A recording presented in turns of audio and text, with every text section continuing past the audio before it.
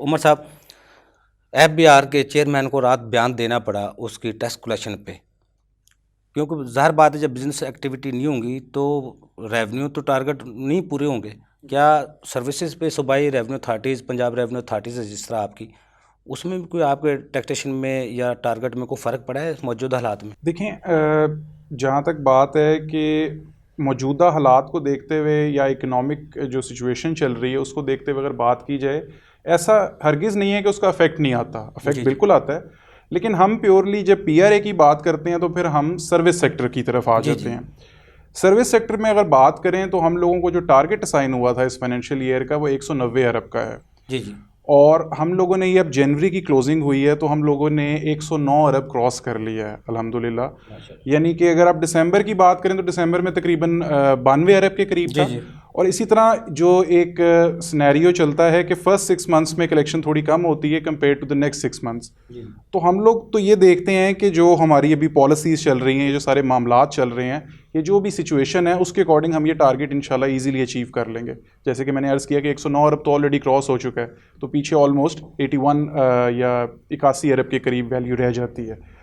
इसके साथ साथ प्राइमरीली ये चीज़ पहले भी डिस्कस हो चुकी है कि पीआरए की पॉलिसी बड़ी फ़र्क है, पीआरए का काम करने का तरीका बहुत फ़र्क है। पीआरए प्योरली टैक्स एजुकेशन के ऊपर फोकस करता है और अवेयरनेस के ऊपर फोकस करता है। यानी कि हमारी कंप्लाइंस पे जोर रखा जाता है। कंप्लायंस पे जोर रखा जाता है, परसुएसिव मैयर से, ना कि हार्श मैयर से। देखें, ऐसे कहना कि हार्श मैयर्स हम लोग करते ही नहीं है या इन्फोर्समेंट होती नहीं है, तो वो सिर्फ उनके अगेंस्ट जो कि consistent non compliant service providers हैं। आई मीन कि आप किसी को बहुत सारे मौके दें और फिर भी वो लॉ की तरफ ना आए तो मजबूरन फिर हमें इख्तियार है गवर्नमेंट की तरफ से कि हम उस पर एक्शन लें, लेकिन ये हमारी फर्स्ट प्रायोरिटी नहीं होती।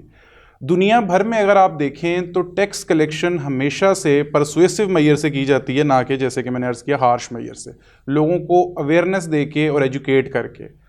अगर थोड़ी सी स्टैटिस्टिक्स की बात हम कर लें जी जी। तो हमारी पिछले फाइनेंशियल ईयर की जो रिकॉर्डेड फिगर है, जो हमने रिकॉर्डेड वर्कशॉप्स कराई हैं, जिसमें कि तमाम पब्लिक सेक्टर्स भी, जिसमें जो कि विद होल्डिंग एजेंट्स होते हैं, प्राइवेट सेक्टर्स, एसोसिएशंस, इनकी रिकॉर्डेड फिगर ऑलमोस्ट 500 से ज़ायद की है जो हमने रिकॉर्डेड वर्कशॉप एक साल में। ये एक फाइनेंशियल ईयर की बात कर रहा हूँ। ये फाइनेंशियल ईयर जब क्लोज होगा तो इसकी रिकॉर्डेड फिगर भी हमारे पास आ जाएगी। ठीक है। इसके साथ साथ जो है अभी रिसेंटली आपके इल्म में होगा कि वो डब्ल्यू जो वर्कर्स वेलफेयर फंड है, जी जी। वो भी पीआरए के एम्बिट में आ गया है। और वर्कर वेलफेयर फंड के ऊपर भी हम लोगों ने अवेयरनेस सेशंस करना शुरू कर दी हैं। वंस या ट्वाइस अ वीक लाजमी हम उस पर एक सेशन रखते हैं। और जहाँ तक डब्ल्यू की अगर थोड़ी सी बात कर लें, अगर आप इजाज़त दें। क्योंकि एफबीआर के पास था ना पहले, ये एफबीआर से फिगर मांगी गई थी जो हमें, मुझे थोड़ा सा याद है, तो एफबीआर से पूछा गया था ये सूबाई टैक्स है इस पे मैं बनता है। आपको जी थोड़ा जी। सा अर्ज कर देता हूँ। डब्ल्यू बेसिकली ये डोमेन तो फेडरल गवर्नमेंट का था पहले, जी जी। 18th अमेंडमेंट ऑफ कॉन्स्टिट्यूशन से पहले। 18th अमेंडमेंट के बाद ये सूबों को दिया गया लेकिन इसको फुली तरीके से इंप्लीमेंट नहीं किया गया। जब इसका एक्ट आया 2019 में, जी जी। उसके बाद से अब हम इस चीज़ पे पहुंचे हैं कि जो स्टैंड लोन बिजनेसेस हैं, जो कि स्टैंड लोन पंजाब में सिर्फ ऑपरेट कर रहे हैं, वो डब्ल्यू जो है वो पीआरए को जमा कराएंगे। इसी तरह कोई ऐसे एफबीआर बिजनेसेस, तो अब भी नोटिस कर रहा है अपना टैक्स पेयर को। मैं डब्ल्यूडब्ल्यूएफ उस से। तरफ आ रहा हूँ, मैं उस तरफ आ रहा हूँ। जो बिजनेसेस एक सूबे या दूसरे सूबों में काम कर रहे हैं, एक से ज़ायद सूबों में काम कर रहे हैं, वो अभी भी एफबीआर को ही जमा कराएंगे। लेकिन ये चीज़ क्लियर हो चुकी हुई है और चारों सूबाई अथॉरिटीज़ और एफबीआर का आपस में इस पर कंसेंट भी है कि जो स्टैंड लोन बिजनेसेस हैं वो डब्ल्यूडब्ल्यूएफ जो है वो पीआरए को जमा कराएंगे। ठीक है। इसकी अगर हम परसेंटेज की बात कर लें तो वो किसी की इनकम अगर बिफोर टैक्सेशन 5 लाख या उससे ऊपर है तो उसका 2% गालिबन जो है वो पीआरए को जमा कराना है, डब्ल्यूडब्ल्यूएफ। इसके साथ साथ एक चीज़ और अर्ज करता चलूँ, पीआरए डब्ल्यूडब्ल्यूएफ के लिए सिर्फ एक कलेक्टिंग अथॉरिटी है। डब्ल्यूडब्ल्यूएफ का फंड पीआरए के पास डायरेक्टली नहीं आना जाता है, वो लेबर के पास है, लेकिन सिर्फ पीआरए को उसकी कलेक्शन अथॉरिटी या उसको कलेक्ट करने का इख्तियार दिया गया है। इसी तरह उस पर जो कि लीगल एक्शन है या जो भी चीज़ें हैं वो है। इसके साथ साथ अगर टैक्स पेयर्स या लोगों के जहन में ये सवाल आता है कि इसका चेक एंड बैलेंस क्या है, तो इसका एक प्रॉपर ऑडिट होता है फाइनेंशियल ईयर के बाद, जिसमें कि सेक्रेटरी लेबर जो हैं वो इस ऑडिट, जो इसकी टीम बनती है उसके वो चेयरमैन होंगे और चेयरमैन पीआरए के एक मेंबर होंगे उस ऑडिट करने के लिए, उसको वेरीफाई करने के लिए। और जहाँ तक डब्ल्यूडब्ल्यूएफ की बात है तो लोगों के जहन में एक और सवाल भी आता होगा कि क्या नंबर ऑफ लेबर्स या जो वर्क फोर्स है उसका भी कोई इसमें अमल दखल Contribution है, है जी। तो उसका नहीं है। ये सिर्फ ये है कि बस आपकी इनकम के ऊपर है। अगर इनकम जैसे मैंने अर्ज किया 5 लाख या उससे ऊपर है तो तब सालाना इनकम, ठीक है। Before taxation. देखें जब यहाँ पे लोग अपनी फाइनेंशियल स्टेटमेंट्स बनाते हैं, कुछ की क्लोजिंग दिसंबर में होती है, वो आपकी कंपनी पे डिपेंड करता है, वेरी करता है कंपनी टू कंपनी। लेकिन यूजुअली जो हम यहाँ पे साल फॉलो करते हैं फाइनेंशियल ईयर, वो जुलाई टू जून होता है।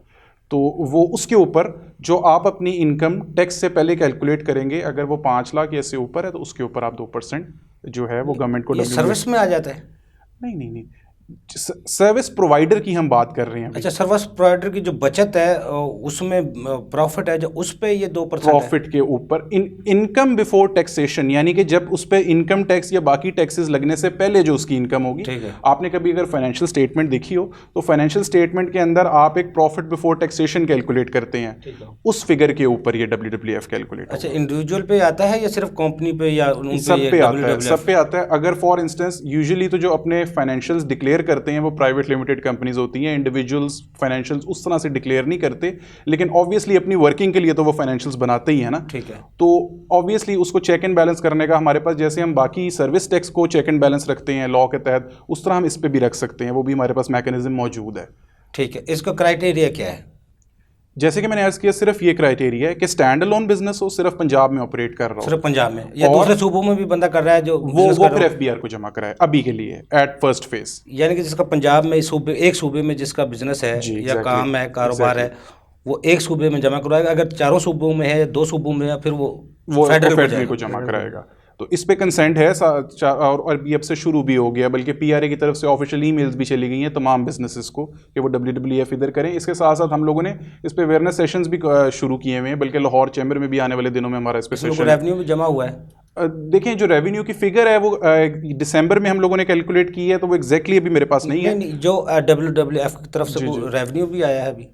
मैं वही अर्ज कर रहा हूँ ना जी, PRA कलेक्टिंग अथॉरिटी है, तो WWF ऑब्वियसली PRA के पास आता है, लेकिन वो एक्चुअली जाता है लेबर डिपार्टमेंट। पहले वफाक की सूबाई वो क्लियर हो चुका है ना जी, अब वो क्लियर हो चुका है। जैसे कि मैंने उसके बावजूद FBR अभी तक, मैंने जैसे पहले भी कहा था, वो नोटिस कर रहा है अभी टैक्स पेयर को WWF। अगर तो वो स्टैंड लोन टैक्स पेयर्स को कर रहा है तो वो शायद अब नहीं हो रहे होंगे, वो पहले की बात होगी। अब नहीं, आप वेरीफाई कर लीजिएगा। अगर कोई किसी को नोटिस आता है तो फिर उसको क्या करना चाहिए? उसको जो स्टैंड लोन बिजनेस है वो PRA को ही जमा कराएगा। इस पे लॉ मौजूद है, WWF एक्ट 2019 मौजूद है, और ये क्लियर कट। कौन कौन सा ऐसा सेक्टर है जहाँ पे रेवेन्यू में आपके जो टैक्सेशन है उसमें कमी वाक़या हुई है, मौजूदा हालात सियासी और मुआशी अदम इस्तेकाम की वजह से, कोई जिसमें कोई फ़र्क पड़ा हो? लेकिन ब्रेक से बाद नाज़रीन छोटा सा कमर्शियल ब्रेक मेरे साथ रहिएगा जी। नेचुरली देखें, इकोनॉमिक्स के अंदर अगर हम बात रहते हुए करें तो जिस तरह से कंस्ट्रक्शन का सेक्टर है जी, कंस्ट्रक्शन का सेक्टर, अगर कंस्ट्रक्शन हो ही नहीं रही होगी तो ऑटोमेटिकली उस पर जो सेल्स टैक्स है वो कम हो जाएगा।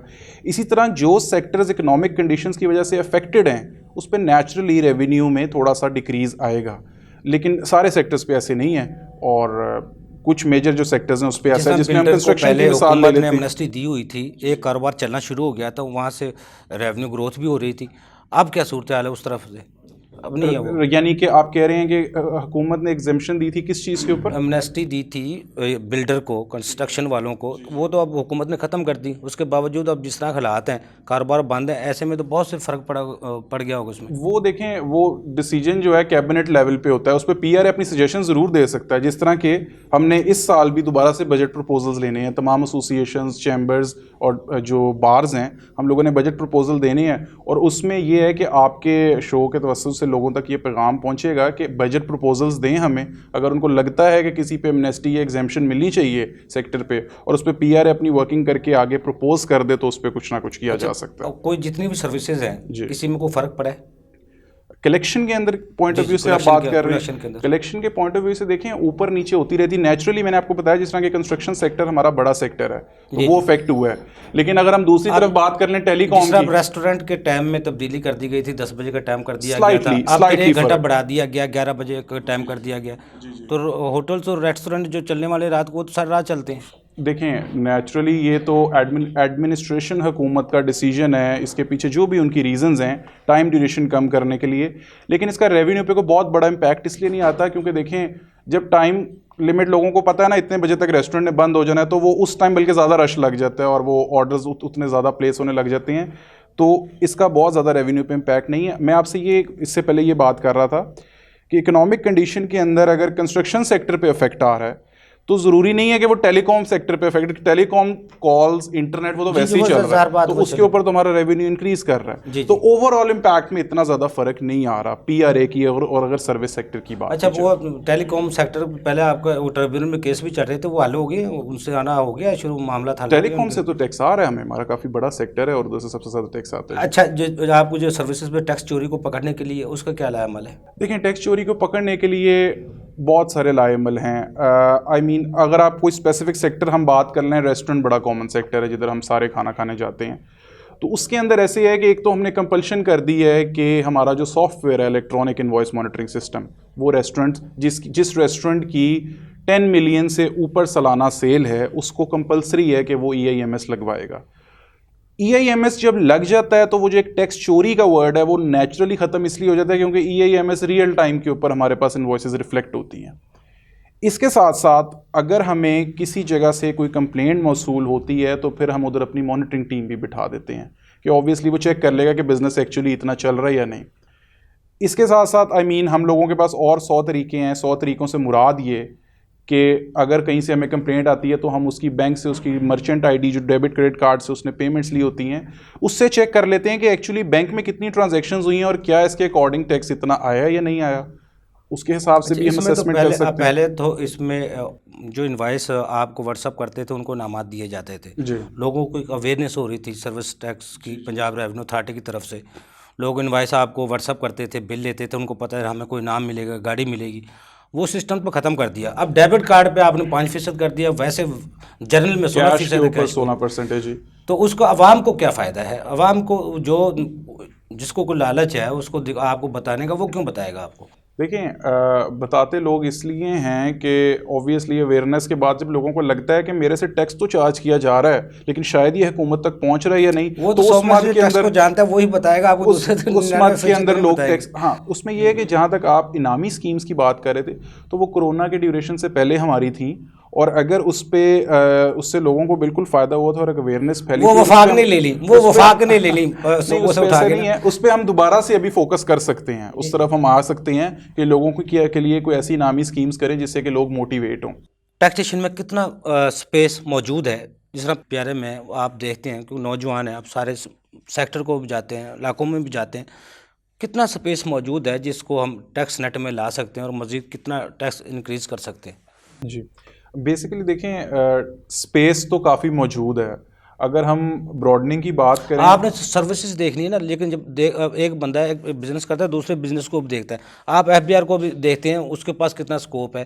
जैसे प्यारे अपने अफसरान देख रहे होते हैं सर्विसेज पे हम कहाँ से टैक्स इकट्ठा कर सकते हैं और FBR वाले कहाँ तक जा सकते हैं, तो कमी कहाँ पे है, किस तरह पूरा कर सकते हैं? देखिए, उसमें कहने का मकसद ये है कि अभी भी हमारे पास स्पेस बहुत ज़्यादा है लेकिन उसमें हमारा फोकस ये होता है कि हम पोटेंशियल सेक्टर्स को पहले, अब जितना यानी कि हमारे पास एक वर्क फोर्स की भी कमी होती है तो हमने स्मार्ट तरीके से काम करना होता है। अब देखा जाए तो एक मोची भी तो सर्विस प्रोवाइडर है ना जी, लेकिन अब हमारा ये फोकस नहीं होगा कि हम सारे मोचियों को टैक्स नेट में ले आए, फोकस ये होगा कि हम पोटेंशियल सेक्टर्स पास रेस्टोरेंट है, ब्यूटी पार्लर है, बिल्कुल। अभी तक तो देखो ना 2012 में PRA बना, अभी तक तो लाहौर के पूरे ब्यूटी पार्लर भी रजिस्टर्ड नहीं हुए होंगे, रेस्टोरेंट भी ऐसे है नहीं, ऐसी बात नहीं है, इसमें ऐसे है जैसे कि अभी आपने थोड़ी देर पहले अर्ज किया था कि रेस्टोरेंट की रजिस्ट्रेशन की एक शर्त है कि आइदर उसकी 6 मिलियन की सेल हो या उसके पास sitting capacity with air condition हो। अच्छा, हम लोगों को नॉर्मली जब हम एक नॉर्मल इंसान की नज़र से देखते हैं तो ऐसे ही लगता है कि इतने रेस्टोरेंट्स हैं, खुल रहे हैं। मैं आपको ये बताता चलूँ कि जितनी जल्दी रेस्टोरेंट खुलता है ना उतनी जल्दी वो बंद भी हो जाता है जी। जो कि अपना रेस्टोरेंट को वो कॉन्टिन्यूसली चला नहीं सकता, रेंट अफोर्ड नहीं हो रहे थे, तो रेस्टोरेंट्स बंद भी उतनी जल्दी हो रहे होते हैं। और ये कहना कि जब से हमारी अथॉरिटी बनी है तो इम्प्रूवमेंट नहीं है, तो आप देखें ना, अथॉरिटी जब बनी थी तो क्या number of registered tax payers है, तो आज number of registered tax payers क्या हैं। और जो रेवेन्यू इंक्रीज़ की वजह है वो यही है कि रजिस्टर्ड टैक्स पे रजिस्ट्रेशन बहुत ज़्यादा बढ़ गई हैं, यानी कि रजिस्ट्रेशन बढ़ने की वजह से उसका फ़ायदा हुआ है। इसके साथ साथ अभी हसन अली कादरी साहब ने एक बात की थी कि जो हमारे चेयरपर्सन हैं और जो हमारे कमिश्नर हैं उनकी ओपन डोर पॉलिसी है। आई मीन, मैं आपको इसमें एक मिसाल देता हूँ। हमारे पास आर्किटेक्ट्स का सर्विस सेक्टर आया, आर्किटेक्ट्स के सर्विस सेक्टर पे 16% टैक्स रेट था। उन्होंने हमसे ये डिस्कस किया जी कि हमारा सेक्टर को भी इतनी अवेयरनेस नहीं है और लोग इतनी जल्दी हम लोगों को टैक्स देना भी नहीं स्टार्ट करेंगे, तो इसको काइंडली रिड्यूस करें और हम आपसे ये एग्री करते हैं कि हमारी एसोसिएशन में जितने लोग होंगे हम आपके पास उनको रजिस्टर कराएंगे। जी जी। तो ये चीज़ हमें समझ में आई और इसको आगे प्रपोज भी किया गया और रेट उनका रिवाइज होकर 5% हो गया। उन्होंने सारे जितने एसोसिएशन में उनके लोग थे उन्होंने रजिस्ट्रेशन कराई उनकी, जिस वजह से फिर उनका रेवेन्यू जो कि पहले कुछ भी नहीं आ रहा था वो रेवेन्यू में इंक्रीज़ आ गया। इस तरह के हमारे इकदामात हैं जिसकी वजह से हम लोग रेवेन्यू में कलेक्शन करते हैं और इस तरह से हम मार्केट गैप्स को स्मार्टली जो है ना वो देखते हैं और कवर करते हैं। आपके ज़िले ऑफिस भी हैं, दूसरे भी ज़िलों में आप वर्क फोर्स है जो काम कर रही है, इन्फोर्समेंट कर रही है, लेकिन जिस तरह आप टारगेट बढ़ने चाहिए, जो अभी पीछे एक मैंने बयान पढ़ रहा था किसी टैक्स बार के उदाहरण का, 400 अरब का पंजाब में सर्विसेज टैक्स का खिलाफ मौजूद है, लेकिन अभी 190 अरब पे पहुंचे हम। आपको लगता है? देखिए, अगर जो टारगेट असाइन होता है वो वही वाली बात कि वो गवर्नमेंट की तरफ से असाइन शुदा फिगर है। टारगेट अगर अनरियलिस्टिकली बढ़ जाए तो हम लोगों को फिर बहुत ज़्यादा हार्श मेजर्स लेना पड़ेंगे, जिसकी वजह से अवाम के अंदर एक बैकलैश आएगा, वो खिलाफ हो जाएंगे गवर्नमेंट के। तो बात वही है कि जैसे ही गवर्नमेंट हमें टारगेट की रेवेन्यू अथॉरिटी भी पॉलिसीज़ के ऊपर चलती है, हुकूमती पॉलिसीज़ के ऊपर चलती है या कानून के ऊपर चलती है? देखिए जी, ये कानून के ऊपर और पॉलिसीज़ के ऊपर चलना तो हमारी मजबूरी है, उससे तो हम हट ही नहीं सकते।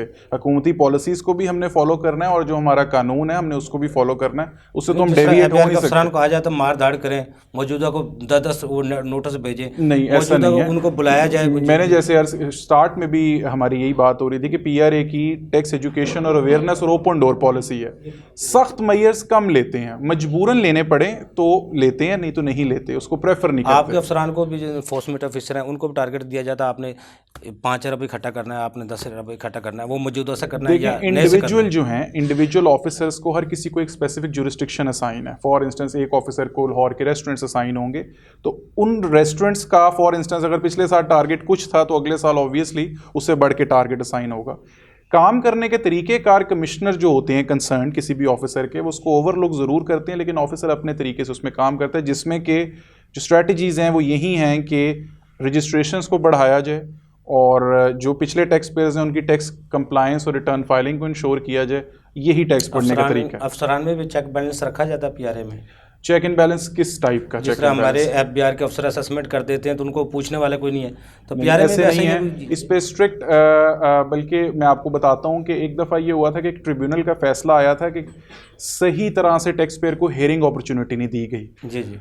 उसके बाद से इस पे स्ट्रिक्ट हमारे पास इंस्ट्रक्शंस हैं हमारी सीनियर मैनेजमेंट की तरफ से कि विदाउट प्रॉपर असेसमेंट करने से पहले, एक तो वो कंसर्न एडिशनल कमिश्नर से पहले डिस्कस होगा, ऐसे ही कोई किसी की असेसमेंट नहीं कर देगा।